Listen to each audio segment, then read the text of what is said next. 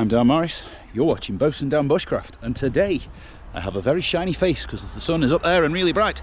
But today is a great day for collecting some birch bark. I shall explain exactly why it's a great day later on. It's more of a great time of year, but before all of that whatnot, it's time for some vitamin coffee. Gotta get your vitamin C, folks, so I am on my way off to the local shop, good old Morrison's Daily, and I shall get back to you with the important stuff momentarily. Alright then, folks, so it is a great time of year for that thing that is pretty much the holy grail of bushcraft firelighting, birch bark. Now, this is a great time of year for it because a lot of the young trees, and you do need young small trees for this, will have spent the entire summer season growing, gaining a bit of size, and because of that they are all self-shedding. This stuff is just falling off, oh, spider, just falling off in drabs all over the tree, which is very good for us for two reasons. Firstly, it means that we don't have to do any harm to the tree to collect it. It will literally just peel off. Secondly, it's good, fresh bark, it's relatively dry. Now, anyone out there who makes birch oil, like I do, because I use it on my tool handles and things like that, it's hard to get a decent supply of birch bark to do that with, because the problem is when you're using fallen trees and stuff, it's usually incredibly damp, and along with that, when you take it off with your knife or something like that, you get a lot of the underbark come with it. That's where you get a lot of liquid, a lot of watery stuff that comes out as well, instead of just the gooey dark stuff, which is what you really want. This stuff, it's paper thin, it's wet because it's been in the rain, but it's not soaked through internally, there's no back into it, it's just down to its paper.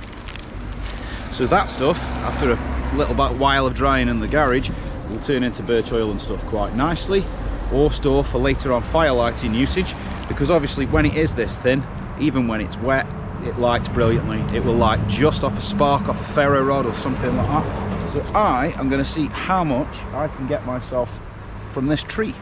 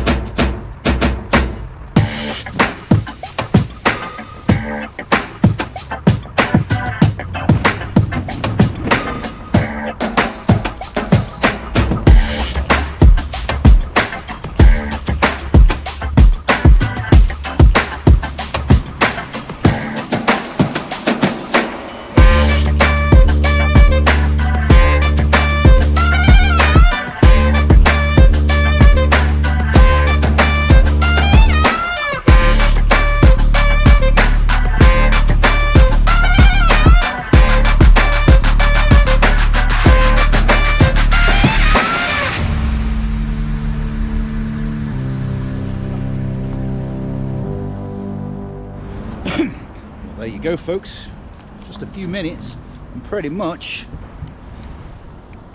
got a whole pouch full.